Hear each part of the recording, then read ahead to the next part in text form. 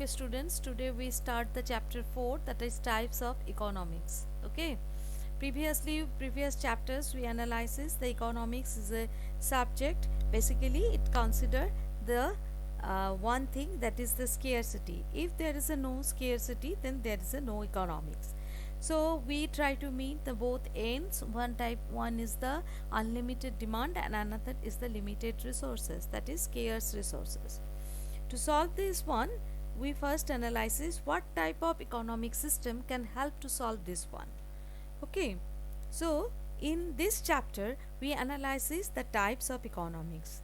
So according to this category, we divided basically into two main part. Number one, first of all, we divide it to the state of development.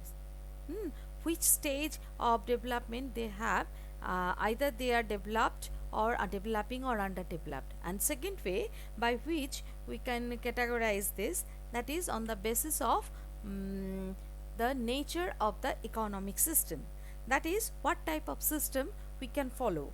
The system is basically then try to solve the three questions which we have studies in the production possibility curves, that is the how to produce, what to produce and to whom to produce. These three questions answered by this economic system, and these three questions answered by the three types of economic system.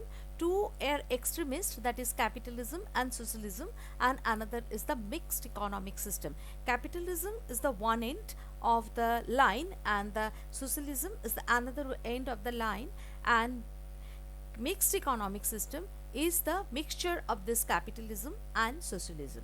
Okay, so first we come to the point on the basis of the stage of development, that is developed economics and underdeveloped or developing in the economics.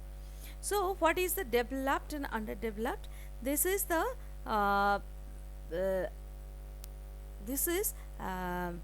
defined by UN classification. UN means United Nations classifications. Two kind of, there's a rich country, another is the poor countries. Developed countries are known as the rich countries, and underdeveloped countries or developing countries are known as the poor countries. That means the per capita income of the developed countries is comparatively higher than the underdeveloped country. Okay, now what are the, basically we concerned about the developing countries because we are the member of a developing countries. India is a developing countries. Basically developed countries is that country whose have the per capita income is higher as compared to the developing country. In case of developing country, their number one, their GDP rate is very low. Number two, population growth is very high. Number three is the distribution is of income is very poor, and these are the characteristics of underdeveloped countries. So developing countries are, or underdeveloped countries are those who have the low per capita income and low GDP, and which has the potentiality of the development. They has the potentiality of development, but due to the scarcity of the resources, they cannot produce the, they cannot developed. Okay, so the underdeveloped, what is the problem of underdeveloped countries or developing countries? They have the one problem, that is they have the they have not enough capital, and due to that one they do not exploit their natural resources, and for that reason they are developing, not developed, developing. If they get the help, then they go to the development path, but we are trying to be developed, so we are developing countries. Okay, so what are the basic characteristics of the developing country? Now on the basic characteristics of the developing country, first of all, we already I am said that one, that is they have the very low per capita income. Number one, very low per capita income. Number two, the existence of poverty, widespread poverty, not only poverty, they are existence of the widespread poverty. The maximum level of people, more than 70% of people in these countries living below the poverty level, below the poverty level, below the poverty line. So there is widespread poverty. Number 3 is the rate of growth of population is very high as compared to the developed countries. Number 3 there number 4, the rate of literacy in this country also very low. Number 4, they always use the traditional method of production, for which due to this one their production level is very low. And in case of export and import, they always the developing country always depends on the perishable goods, and for that reason the trade or terms of trade always the favor to the developed country, and they do not get the benefits of the terms of trade. Okay, and next, due to the deficiency or scarcity of capital, our rate of productivity is very low. And the here is another things is there, the unfavorable social structure and the value system. This is the another vital problem in the case of the developing country. Their value system and the social structure is always against of the development. Okay, so these are the basic characteristics of the underdeveloped countries. Now, what is the difference between developed and underdeveloped countries? So what is the difference between these two? Number one, uh, by this discussion we can easily say what is the difference between these two. Number one, developed countries has a high per capita in level of per capita income is very high. On the other hand, in the developing country the per capita income is very low. Number two, developed countries have a higher standard of living, and underdeveloped countries the standard of living is very low. Now developed countries is maximum people are living up above the poverty line, whereas the developing country the maximum people are living below the poverty line. Okay, there are many differences in the case of developed and underdeveloped countries. Okay, so up to this is the distinction of our economy is two types. One is the developed and another is the developing. But these are the result.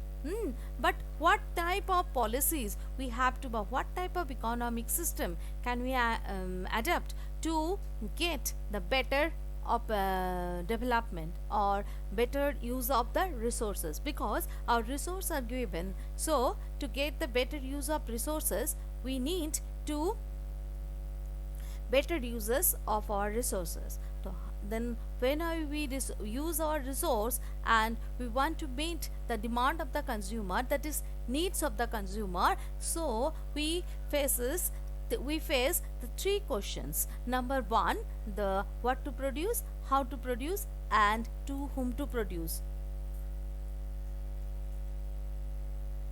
To whom to produce. To answer these questions, we get three type of economic system.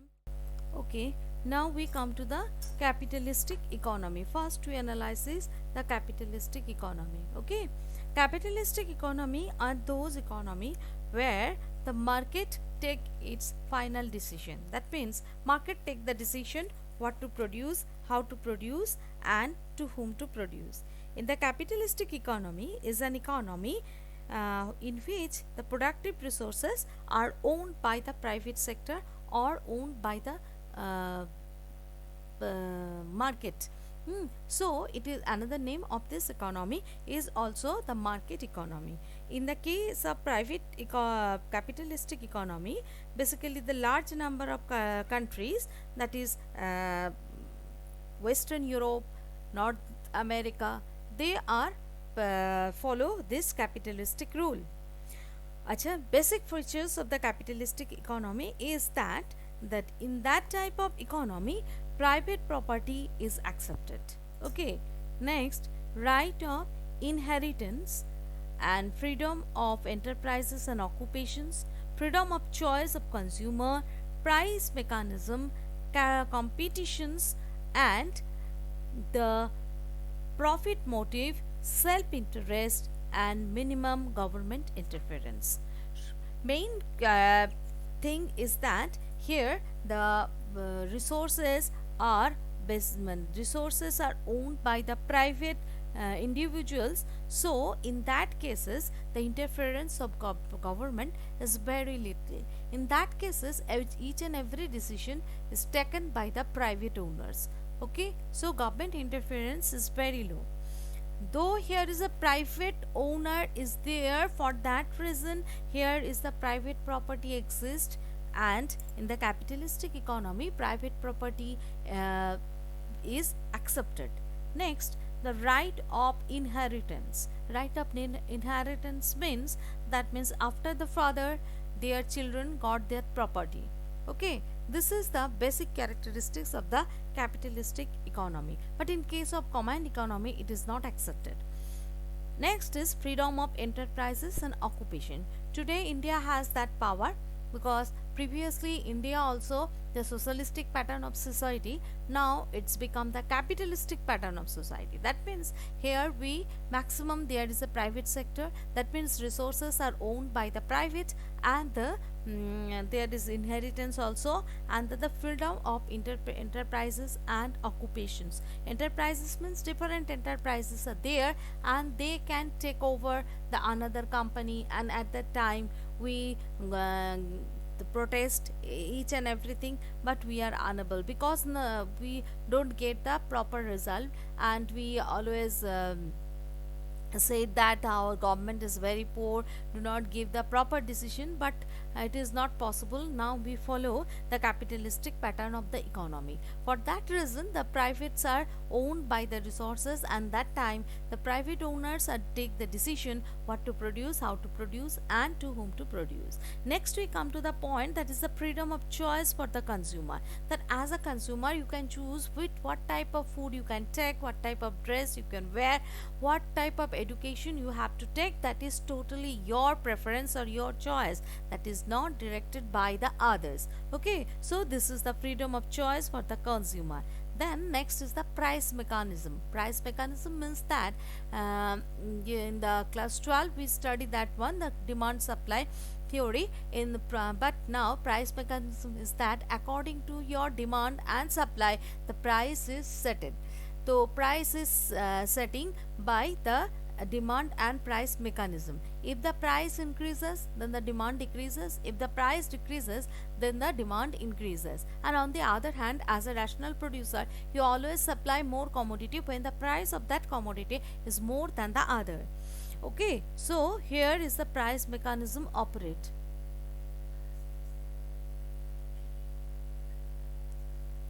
Acha. Price mechanism is operate. Next, in that case, is that there is a competition. In the capitalistic economy, there is always competition, and the fair competition, because here is we accept the consumer sovereignty. That means we accept the consumer choice, consumer right, and private property. For that reason, there is always the competition exists. And next point is the, as a rational consumer you always want to satisfy your satisfaction, you always maximize your satisfaction, and as a rational producer you always maximize your profit. That means all producers are guided by their profit motive, and we are also consider the self interest of the consumer. Each and every time we also consider the self-interest of the consumer. Consumer here in the capitalistic country, we accept the consumer sovereignty, that means consumer choice. For that reason, the self-interested also accepted. And next one, we also analyzes or we also discuss this one, that is the government interference. In case of the capitalistic economy, government interference is very low. They can't government do not interfere any type of competition or any type of market. Is it is their price increases or decreases, there is no rationing or any type of restriction in the market. So this is the capitalistic economy. In our next class we analyze the command economy or socialistic pattern economy and the mixed economy. Okay, bye.